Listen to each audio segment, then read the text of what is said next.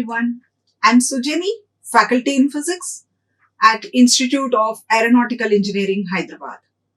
Today we are going to discuss about outcome-based education and the outcomes related to the course Engineering Physics we are going to discuss in detail.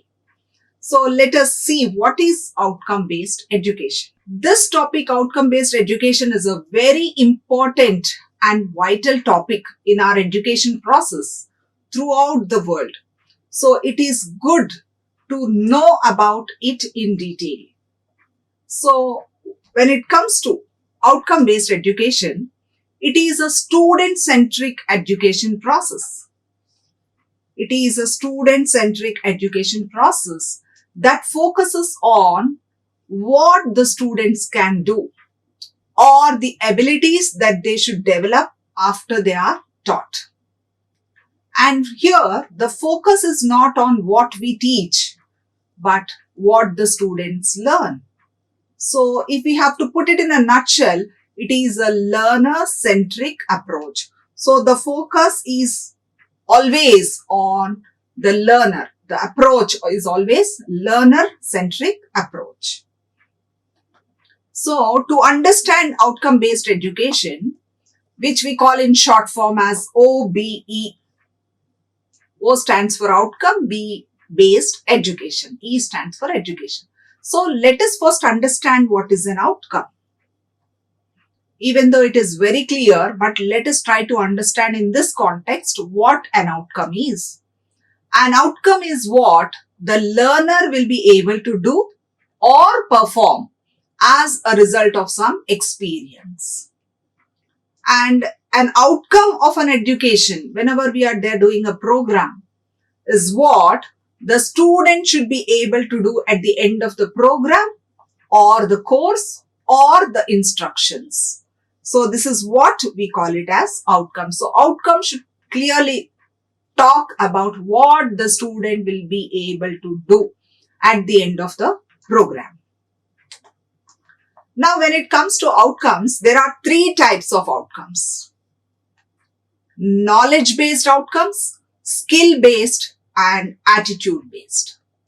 So, whenever we talk about OBE, our OBE should guarantee that through its curriculum, teaching learning methodology, and assessment, all these three outcomes are attained. Means our curriculum has to be aligned in such a way that the outcomes are knowledge-based, skill-based, and attitude-based also.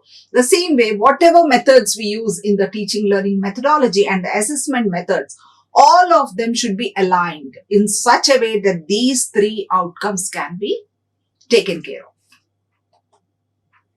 Now, when it comes to OBE, how it is important for students is what is the concern.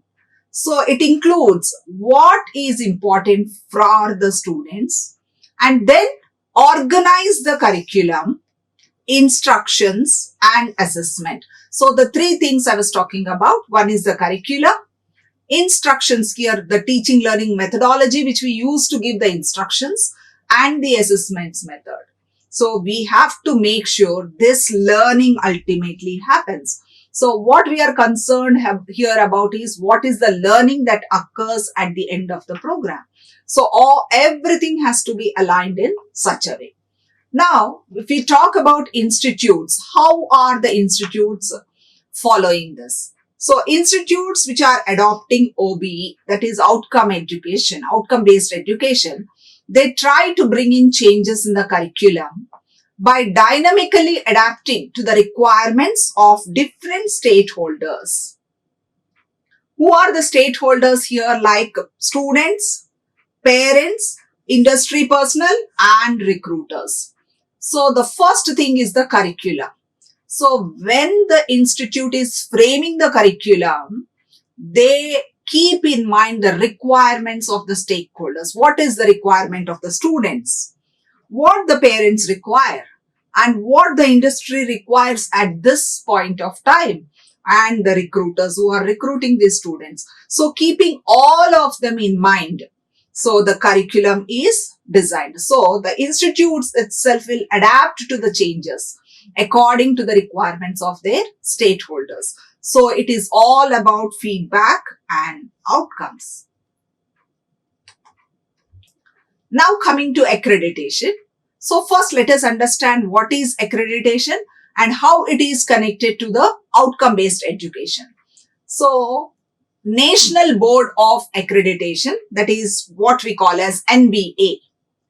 It is a board established by AICTE for the purpose of accrediting higher education institutions in India in the year 1994, and it operated as an autonomous body since 2010.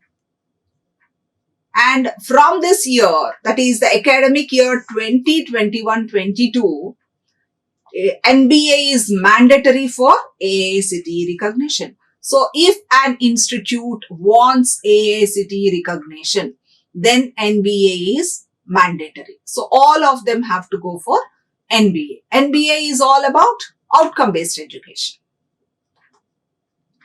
Now, if you see at the global level, Washington Accord is a multilateral agreement signed in 1989 between bodies that are responsible for accreditation or recognition. So like we are talking about, AICTE has considered NBA as the accrediting body. So Washington Accord is a multilateral agreement that is signed between the bodies which are responsible for accreditation and recognition. And NBA is a full-time member of this Washington Accord since 2014. And NBA accredits programs and not institutes. What is the meaning of this? It accredits only programs and not the institute. Suppose in our institute, we have at least 7 programs, 7 different. We have aero, mechanical, civil, electronics, computer, electrical. Like that, we have different programs. But if NBA has to accredit, it will accredit a particular program. They will see whether all the criteria of NBA is met for that particular program or not. So it doesn't guarantee if one program in that particular institute is doing good, all the programs will be accredited. It is not like that. So all the programs will be seen separately, whether they are meeting the standards and the criteria of NBA. So they will be accrediting only programs and not the institutes.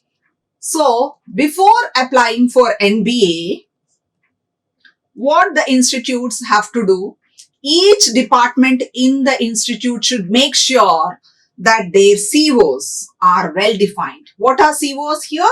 Their course outcomes are well defined and serves the purpose of outcome-based education. So each department has to take care whether the COs, the course outcomes, are well defined and serve the purpose of or criteria of outcome-based education.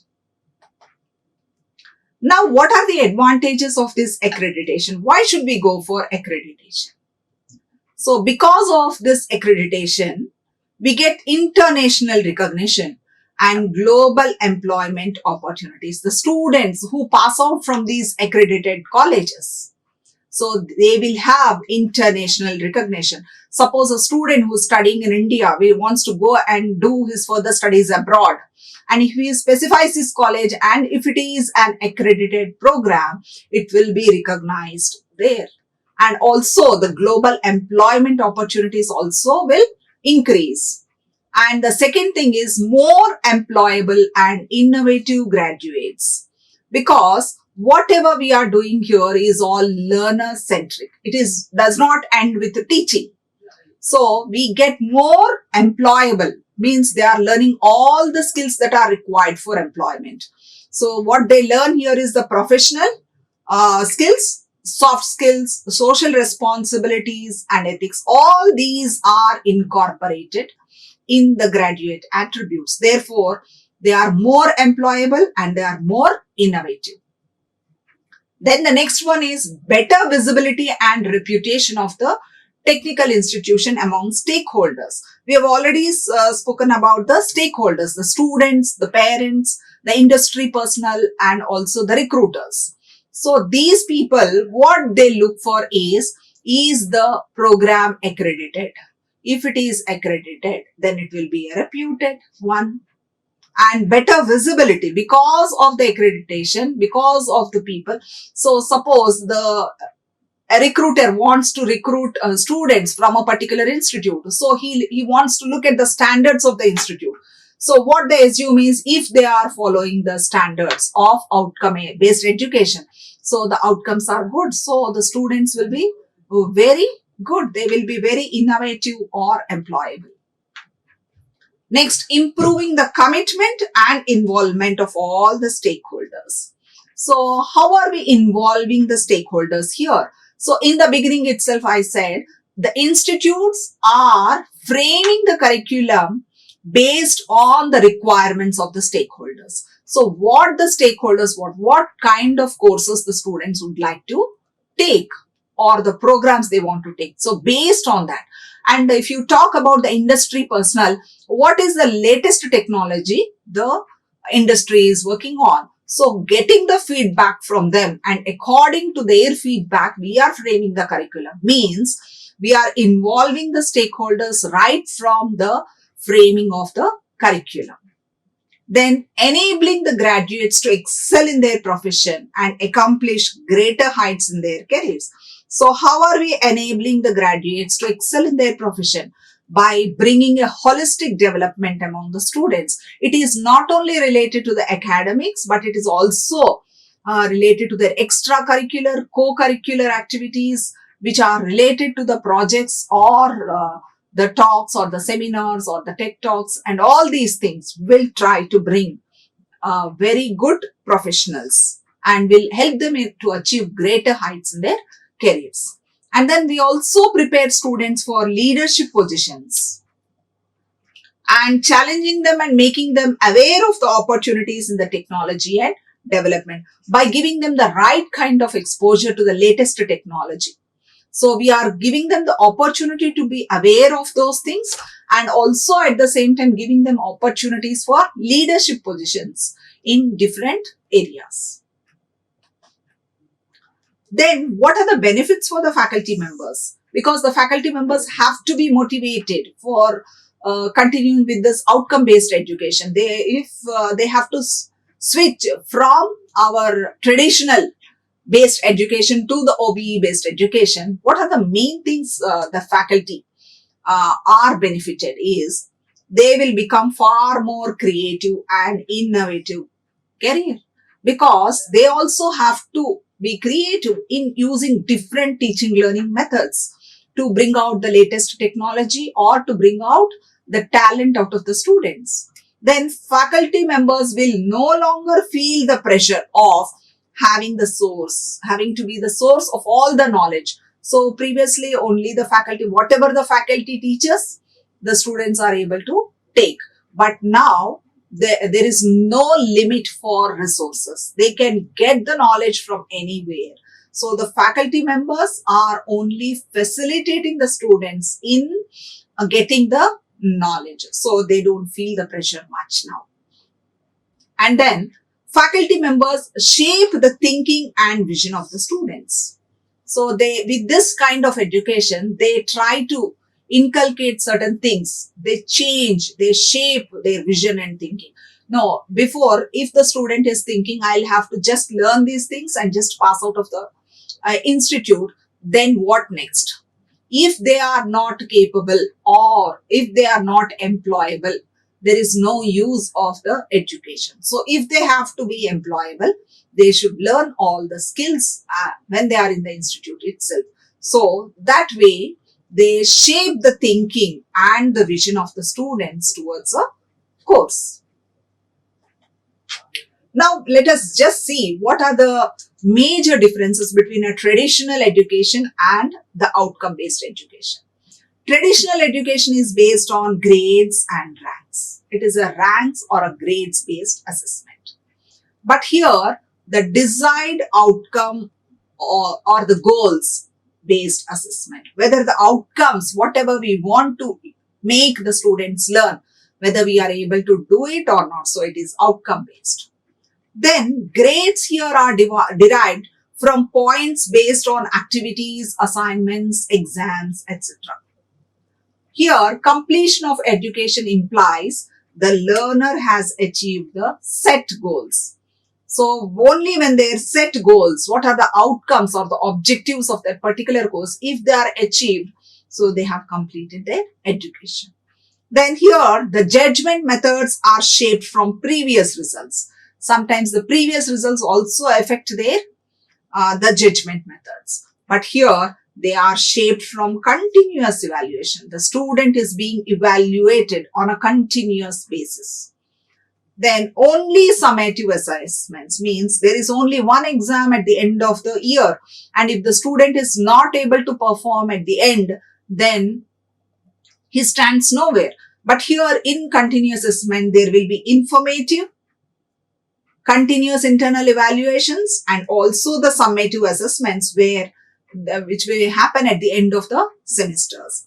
And there is no access to feedback or improvement. Now, whatever the curriculum is designed, that is taught, that's it in our traditionals. We are not looking forward for what are the objectives we have set, whether the outcomes are achieved or not, or if it is not achieved, what is the improvement that has to be done. That feedback process loop is not there in a traditional education process. But here, there is a presence of assessment, feedback, and improvement. Means, once the student is assessed, so if they are able to do well and the outcomes are achieved, it is good. There is always a scope for improvement. But if the feedback is not good, if we are not able to achieve the outcomes, so we will have to analyze what are the changes that are to be brought about to achieve the outcomes. So that is how we try to improve the process. Now, when it comes to OBE, there are 4 levels of OBE. What are the 4 levels? The first one is the program educational objectives, which we call as PEO. And then the program outcome, which we call as PO. Program outcome, short form is PO. And then program specific outcome, which we call as PSO.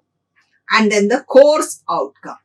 So there are 4 levels. First one is a program educational objective, program outcome, program specific outcome, and course outcome. I'll just brief you about these 4 outcomes. So the first one is program educational objective. So what is a program educational objective? It is a promise by the department to the aspiring students about what they will achieve once they join the program.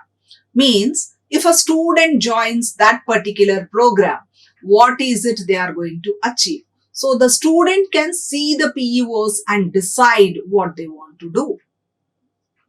Then PEOs are about professional and career accomplishment after 4 to 5 years of graduation. So suppose if I'm giving a PEO, a student who wants to develop his career in design engineering. So when I'm talking about a mechanical engineer, so if I have promised that he will become excellent in designing, so after 4 to 5 years of graduation, what is he able to do? Is he able to design new machines? So that decides that whether our PEOs are met or not. Then PEOs can be written from different perspectives like career, technical competency, and behavior. So what is the career they want to choose? What is the technical competency that is required for that particular thing? And what is the attitude or the behavior skills that are required in that particular field? All these have to be kept in mind while deciding the PEOs. Then these are important for the prospective students who wants to join the program. If a student who wants to join that particular program, he wants to know first, what is the program offering to me? Is it suiting my requirements or not? So seeing the PEOs, the student should be able to understand whether it is as per his requirement or not. Then comes the program outcome. So program outcomes are broad in scope and they tell us what the student will be able to do at the end of the program. And POs are to be in line with graduate attributes as specified in the Washington Accord. This is very important. So we talked about Washington Accord. It is a agreement between the accrediting bodies. So it is there are some graduate attributes which are common or fixed at the international level.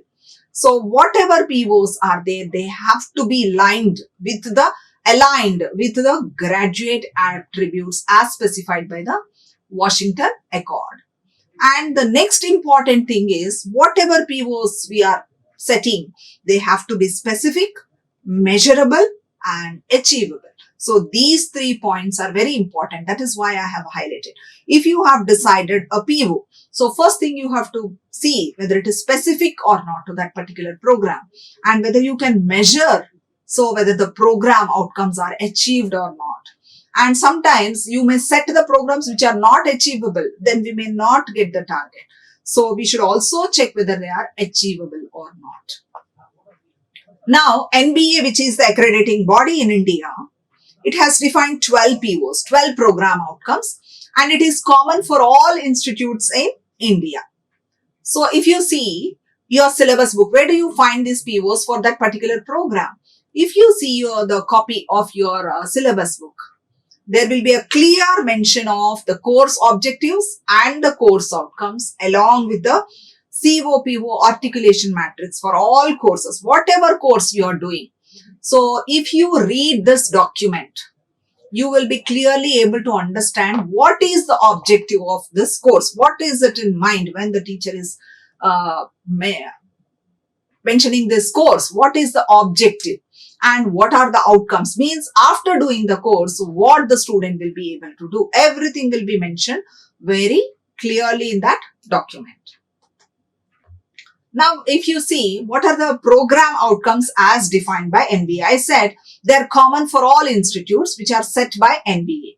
So just for you to have a glimpse of this, engineering knowledge, problem analysis, design and development of solutions, then conduct investigations of complex problems, modern tool usage, then the engineer and society, environment and sustainability, ethics, then individual and teamwork, communication, then project management and finance, lifelong learning. So these are the 12 graduate attributes that are specified by NBA, and all technical institutes have to follow, or their program outcomes have to be aligned with this. And if you see these, there are different vital features also. It is not required that all the vital features in all the areas have to be met. So they have given the strength for each program outcome. So now if you see, the first 5 may be of technical in nature: engineering knowledge, problem analysis, design, complex problem solving, and modern tool usage. If you see the rest, engineer and the society, what is the responsibility of an engineer towards the society? And keeping in mind the environment, ethics, individual, teamwork, and communication, management, time management, project management, finance, and lifelong learning, all these things are in general in nature, but they help the students in bringing a holistic development. So they will learn many things if all the program outcomes are met. Now coming to program specific.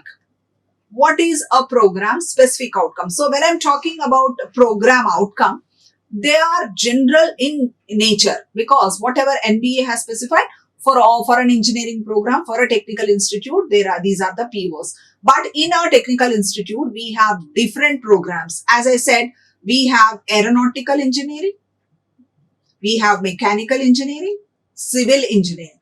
So the POs for all the 3 branches may be same from the 12, but the program specific means related to that particular program. So they are the statements that describe what the graduates of a specific program, specific engineering program should be able to do. So what the civil engineers are going to do, the aero people may not do. They may build bridges, but here aero people may not build. They also need design. If you see PO, so the part comes here as the design. Design is the program attitude, program outcome, or the graduate attribute. But how do we apply this design for civil engineer? So for civil engineer, the program specific outcome may be related to the design of bridges. But here, for aero people, it may come to the design of an aeroplane. So like that, we are going to mention program specific outcomes. Now coming to the course outcome. Course outcome is a formal statement of what the students are expected to learn in a course. Because if you talk about a specific program, one particular program you take, so there will be different courses in that. Suppose you take an electronics and communication program. So you may have electronic devices and circuits. Then you may have VLSI, like the different courses may be there. So in a particular program, there are different courses. So what is the outcome of this particular course, electronic devices and circuits? So then go ahead and then what is the outcome of this course, VLSI? So this has to be specified. So course outcome specific statements, they refer to specific knowledge, practical skills, area of professional development, attitudes, and the higher order thinking skills that the students are expected to develop or learn or master during the course. What are the skills put together they are going to achieve by doing that particular course? That is what the course outcome has to specify. Now, what are the characteristics of course outcomes? When we are designing the course outcomes, what we have to keep in mind? They specify an action by the students or the learners that are observable. So we should be able to observe them. When I say they are able to design, so I should observe whether they are able to design or not. Then also they should be measurable. So how do I measure? So how is the design? What level the design is made? So that I should be able to measure. Then also what they are able to do. They specify an action that is done by the students and learners rather than the faculty members. So faculty may come and just teach about design. So the matter doesn't end there here. When the faculty has taught about design, after grasping or after understanding, is the student able to design something on his own? So that is where they are assessed. Now we have a concept which we call it as Bloom's taxonomy. So let us understand about Bloom's taxonomy and how it helps us in framing our course outcomes. Benjamin and Bloom, along with his collaborators, published it in the year 1956. And another person by name Anderson, he revised it in the year 2001. Still it is called as Bloom's taxonomy, but revised by Anderson. So this is nothing but a taxonomy of educational objectives. What do you mean by taxonomy? Taxonomy is nothing but classification. So when you are talking about Bloom's taxonomy, means Bloom's classification of educational objectives. So here Bloom gave a 3 hierarchical model which is used to classify the educational learning objectives. So what are learning objectives? They are statements that describe what a student is expected to learn from the course. So as simple as it is, if we are designing a learning objective, so it should clearly speak what the student should be able to do or what the student will learn at the end of the course. Now Bloom's taxonomy, it is a tool by which one can measure the level of knowledge of the student and map it at what ladder it exists or what stage it exists. So by utilizing this Bloom's taxonomy, Students are not going to forget the information as soon as the class ends, but they can retain the information and apply it as they grow and as they develop in their career, and they will always stay one step ahead in the competition.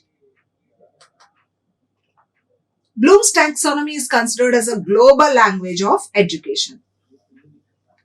So we are bringing everything onto common platform at the global level, and this is frequently used by teachers in writing the course outcomes. So when we have to write the course outcomes, if we follow this Bloom's taxonomy, it is very easy for the teachers to write the course outcomes, and it provides a ready-made structure of list and action verbs depending upon the level we are going to see.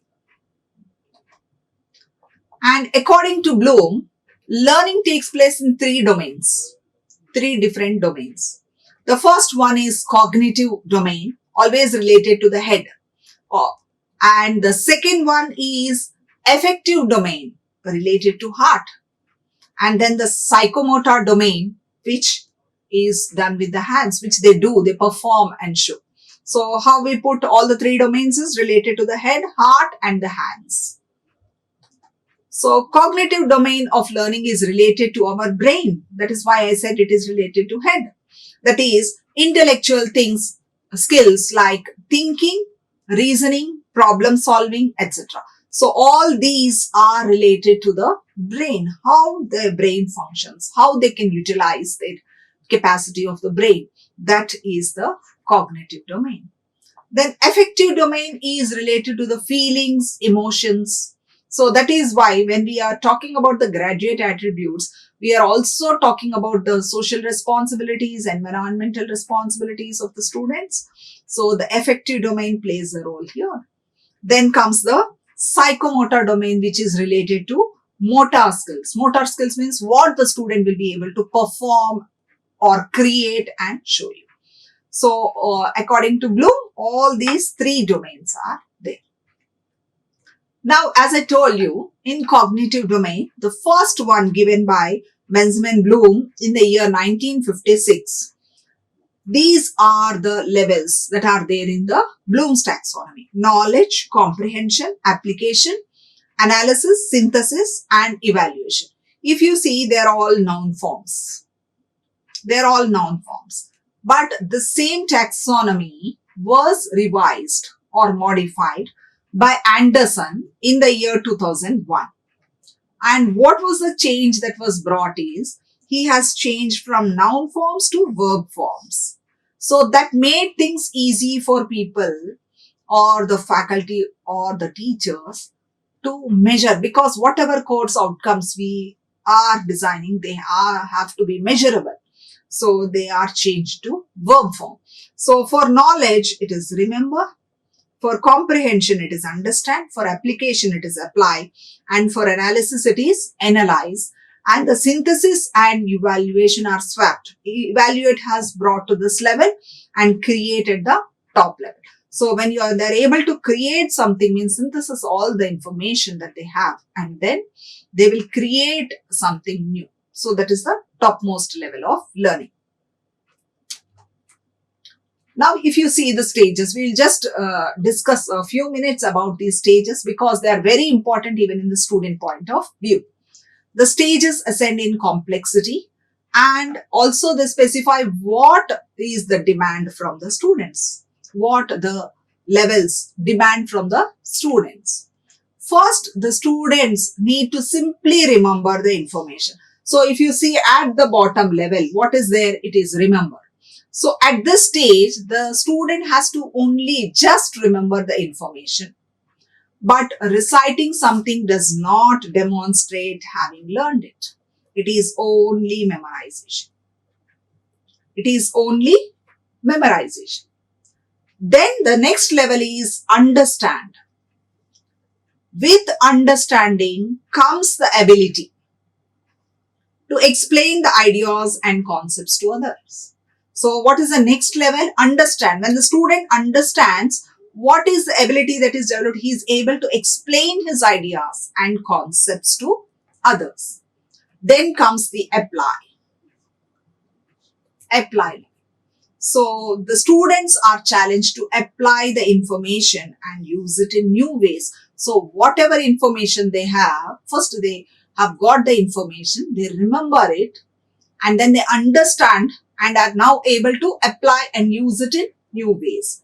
So this helps them to gain a deeper understanding of the previously covered material and demonstrating it and moving forward. So I'll give you a very simple example of with the help of tables.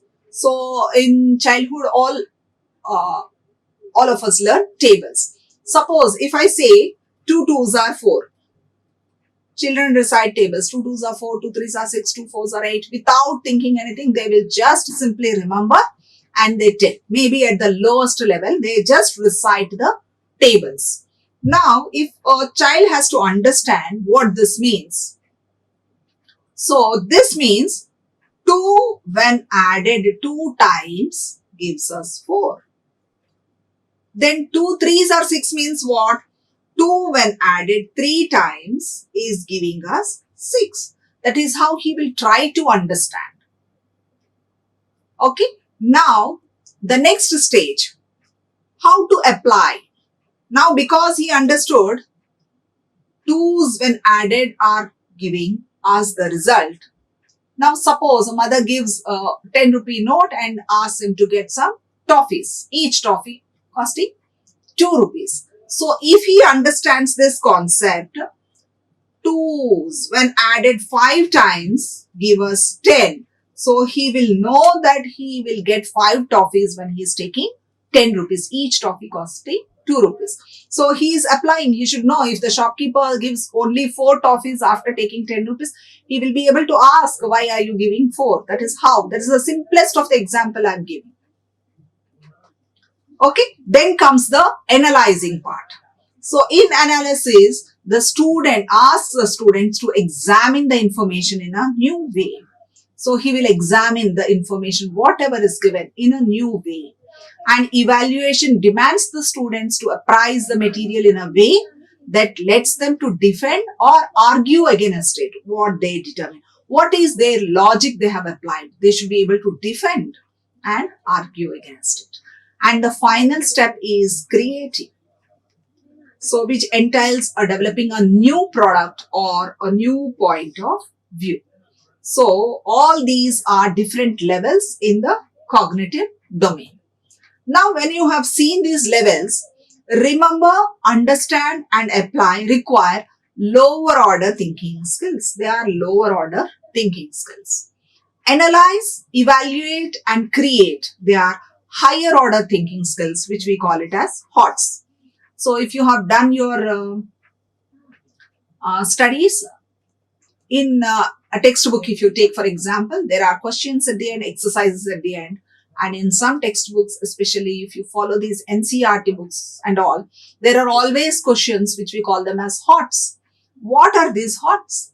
They are nothing but higher order thinking skills. So once the student has done or applied what is learnt in that particular chapter, he has to go a little bit above or to a higher level and start analyzing, evaluating and creating something on his own. So that is what we call as the hot questions, which helps them to develop these higher order thinking skills. Now, when it comes to this Bloom's taxonomy, we may not discuss everything. I'll just give you a brief how we are using these verbs to evaluate or for assessing. The first one is remember, which talks about the behavior, recalling, recognizing or identifying concepts. So what are the verbs we are going to ask here is identify, arrange, define, list, relate. These are few verbs which we'll use to assess at the remember level. Then at understanding level, what the student has to do, has to comprehend the meaning, explain the data in his own words. So we use the verbs classify, summarize, refer, indicate, rephrase, paraphrase, all these terms are used. Then for applying, he has to use the knowledge acquired and in practice or for real life situations. So we use the verbs apply, execute, produce, implement, construct, prepare. All these verbs are used in at the applying level. Then in analyzing, so they should be able to interpret the elements, structure the relationship between individual components. So they should be able to analyze. So analyze, compare, break down, quantify, examine, relate, measure, plot, contrast. All these terms are being used at this level, analyzing level. Then when it comes to evaluation, the behavior here we are looking at is assess the effectiveness of whole concepts in relation to other variables. So keeping the whole picture in mind, are they able to do? Are they able to defend? So we use defend, argue, judge, predict, support. All these terms are used for evaluating. And then in creation, they have to display creative thinking, develop new concepts or approach. So we will ask them to develop or design or formulate or assemble. All these terms are used at the creation level. Now, if you see the entire OBE framework, in outcomes at the institute level, we have the vision, mission and the graduate attributes. Graduate attributes are common for all technical institutes we have seen. And at the institute level, we'll have a mission and a vision. Then comes the program. So an institute can have a number of programs. So what are the PEOs, program educational objectives of that particular program, and the program outcomes? We have discussed about the two in detail. And then in each program, we have a course.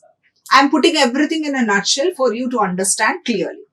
So at the institute level, we have the mission and vision of the student of the institute, which is aligned with the graduate attributes. And whatever programs that are there, each program should have a particular program educational objectives and program outcomes. And for each program, there are different courses. So they will be course outcomes, which can be assessed with the help of the Bloom's taxonomy. And for this, where from we are getting the input to set all these things is the inputs and the feedback from all the stakeholders, that is industry, alumni, professional organization, and sometimes the students and the parents. All these will become the inputs for us to set these outcomes.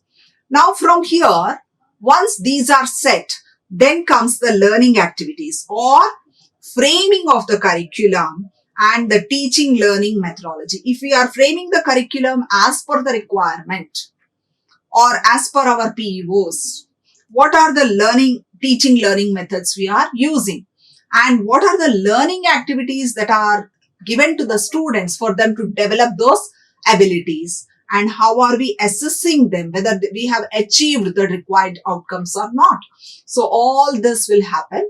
And then what we have here is first the course outcome assessment. So whether the course outcomes of that particular course are met or not should be assessed first. Then comes the program assessment or the program outcome assessment. So all these courses put together in one particular program. So whether the program outcome is met or not, attainment we call. So program outcome is attained or not. So when this is attained, so it leads to the institutional assessment or the attainment of the individual institute's mission and vision statements. So now when this is done, once the evaluation is done, so if the attainment of POs and COs and the vision and mission of the institute is met, so it is fine. Otherwise, if there are any gaps, wherever we are not able to achieve the required outcomes, so there is always a chance for improvement. So they are again thought back and then they can be revised and changes can be made and given as input again when they are being revised. So this is the entire OBE framework. Now, as a student of this institute, IARE, you should just know what is the vision and mission of our institute. So, our vision is to bring forth professionally competent and socially sensible engineers capable of working across cultures, meeting the global standards ethically. So, if you see, most of the graduate attributes are there here. We want professionally competent engineers, and they should also be socially responsible and sensible. They should be able to work across cultures or across the globe, and they should be able to meet the global standards and also ethically. So everything is incorporated in our vision. And to achieve this, we should have a mission. So what is the mission of the institute in order to achieve? A vision is a long-term this thing. So the mission is how we approach it.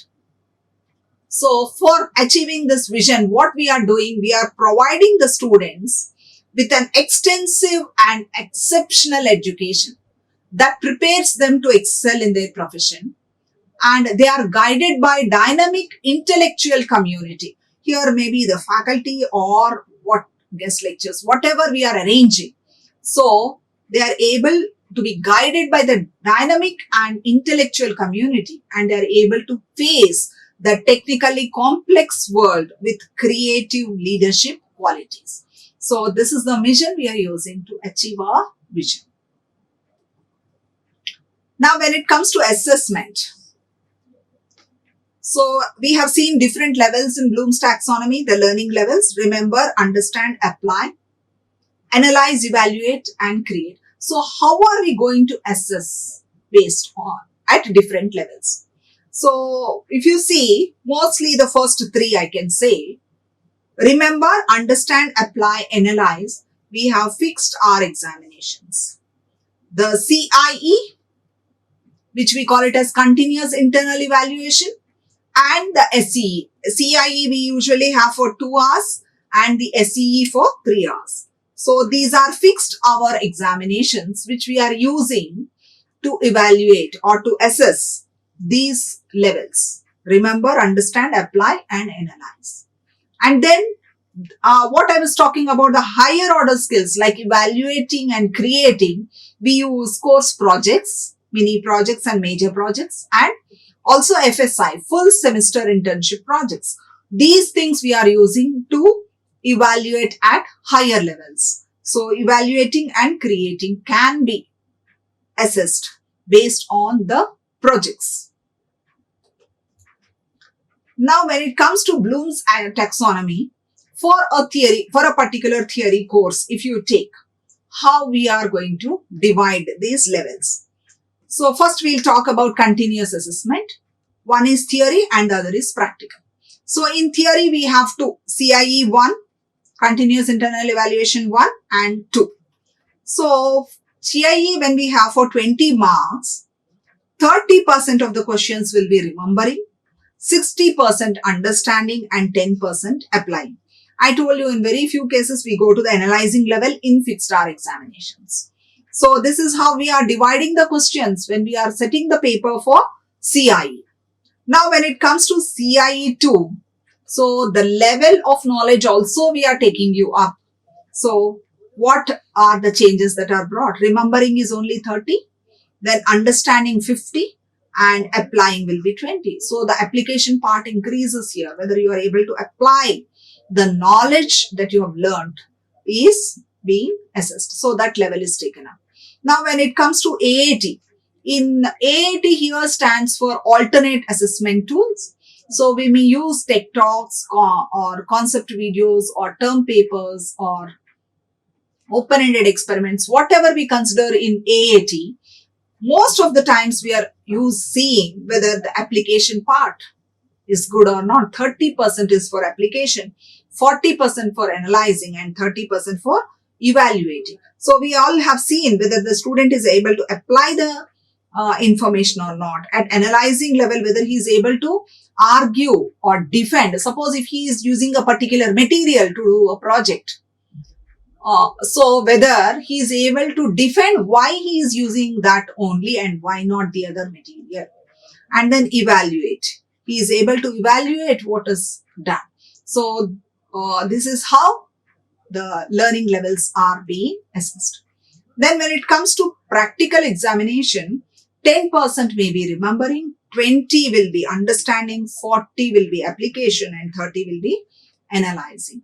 And in the end semester examination, which will be for 70 marks, so 20% of the questions based on remembering level, 40% based on understanding, 30 on application, and 10 on analyzing. So this is how the assessment is being done to see whether whatever course outcomes we have set are being attained or not.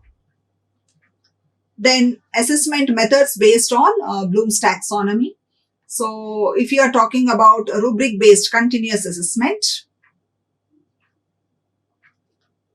this is for a laboratory course. So in laboratory course, the remembering and understanding will be very less at higher levels. So or higher semesters I can talk. So it all goes about applying, analyzing, evaluating and creating. There will be a continuous evaluation even in the lab, which will be for 30 marks. And there will be an end semester practical examination, which will be for 70 marks. So 30% is for application, 20 for analyzing, 10 for evaluating and 30 for creating. So what is being assessed more here is what is the end product that you are getting. Now we will just move on to understand whatever we have seen is in general. How do we apply it for a particular course, engineering physics, which is in the first semester of first BTech.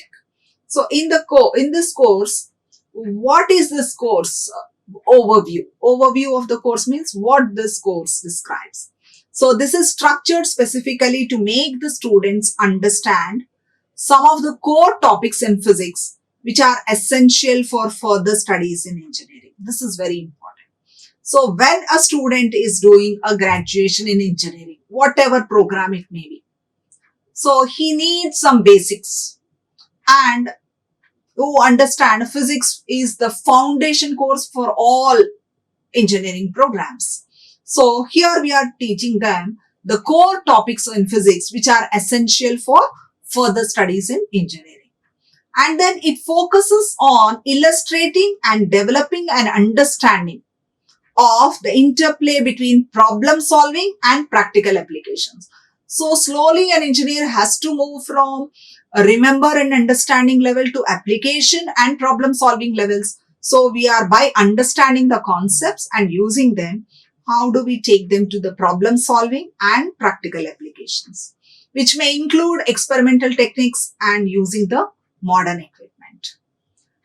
And the topics here include quantum mechanics, semiconductors, laser and fiber optics, light and optics, harmonic oscillations and waves in one dimension.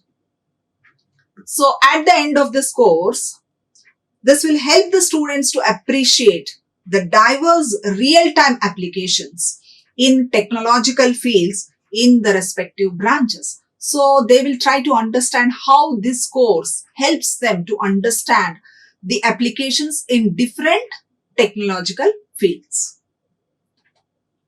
Now, if you see module 1, this is quantum mechanics, which covers these topics. You will first understand the quantum physics, then de Broglie hypothesis, wave-particle duality, Davison and Germer experiment, then the time-independent Schrodinger wave equation, physical significance of the wave function, Schrodinger equation for dimensional problems. Because when I talk about quantum mechanics, this is the base for all development, technological development. So it is very important for engineers to understand what quantum mechanics is, because it always deals with microscopic objects. So at microscopic level, how things are changing, that is what an engineer has to understand. So at the base level, we are going to teach them about quantum mechanics. And then the second module is on introduction to solids and semiconductors. So when I'm talking about this course, engineering physics, it is common for all branches: mechanical, civil, aero, electronics and communication, and electric.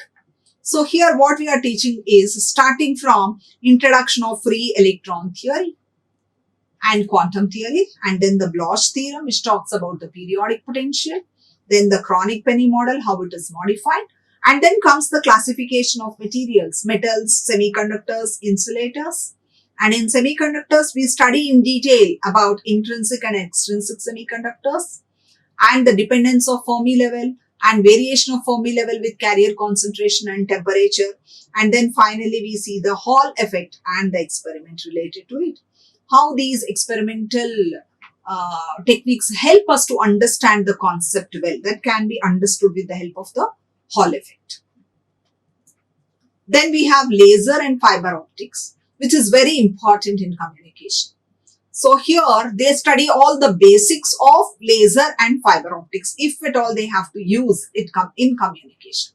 So what are the basics they should know? What type of material they have to use? What is the function? How it works? So we see the characteristics of laser, the phenomenon of spontaneous and stimulated emission, metastable state, population inversion, lasing action, and different types of laser also we are going to discuss. Two laser, one solid laser and one gas laser. And finally, we are also going to discuss the applications of laser, where all this can be used. Then coming to the fiber optics, we are teaching them principle and construction of optical fiber, how optical fibers are made. Then the acceptance angle and the numerical aperture, which are very important in propagation of the signals. So if they have to understand the signal propagation at a higher level, they should understand first at this level what an acceptance angle is, what a numerical aperture is, how should we manage these two for the signal to propagate. Then type of optical fibers, then optical fiber communication and the block diagram, and finally the applications of optical fibers. Then in the fourth module, we are going to discuss about light and optics. Here we are going to discuss the basic things where we talk about the principle of superposition of waves. Then Young's double slit experiment, which talks about the fringe width, and then the Newton's rings experiment, which talks about interference between thin films. Then diffraction, Fraunhofer diffraction from single slit, double slit, and also through grating. And fifth module, we have harmonic oscillations and waves in one dimension.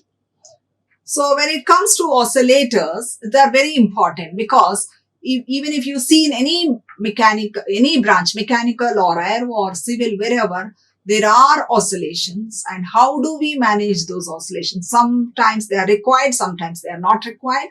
So all the basics of what a harmonic oscillator is, what a damping is in an oscillator, and how do we get forced oscillations, and how waves are formed, different types of waves, their classification, and the equation of the waves, how waves reflect or transmit at boundaries, and then what are harmonic waves. All the basics of these things are being taught at this level. I hope all this will form a very strong foundation for all engineering courses.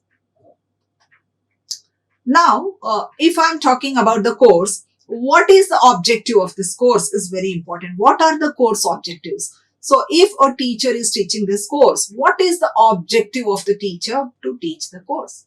So the basic formulations in wave mechanics for evaluation of energy levels and quantization of energies for a particle in a potential box with the help of mathematical descriptions. So with the help of mathematical descriptions, the teacher is going to teach them how the energy levels have evaluated and how quantization of energies takes place for a particle in a potential box, which can be applicable to a electron in a metal.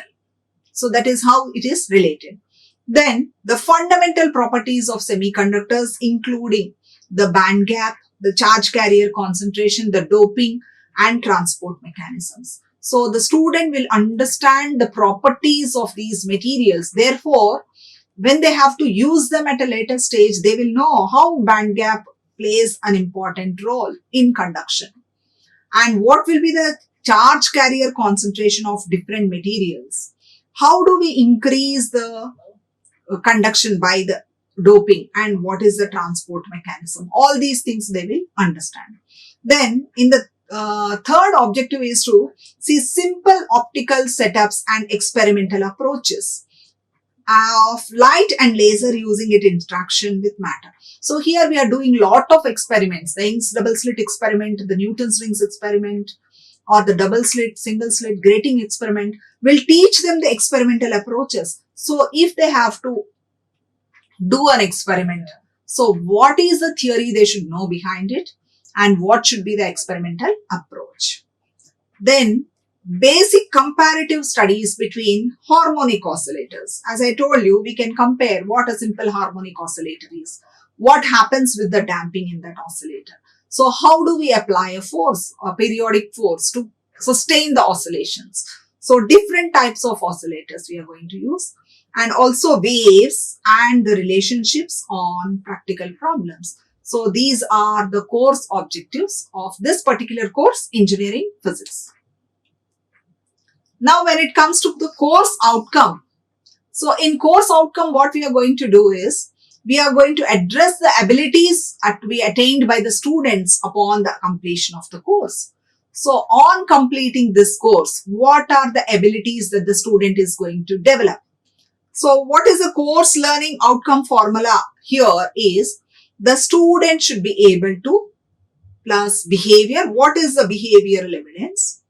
The resulting evidence. So the student should be able to plus the behavior plus the resulting evidence. So this forms the course outcome. So suppose if I say Hall effect, if they are studying Hall effect, the student should be able to perform the experiment and calculate the charge carrier concentration. So he is able to do it and the experiment understand, he is able to perform the experiment, and then what is the evidence? He is able to calculate what is the concentration of the charge carriers.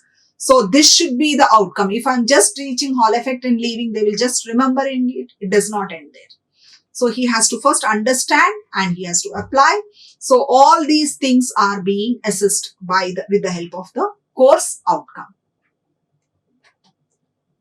So we have different outcomes for different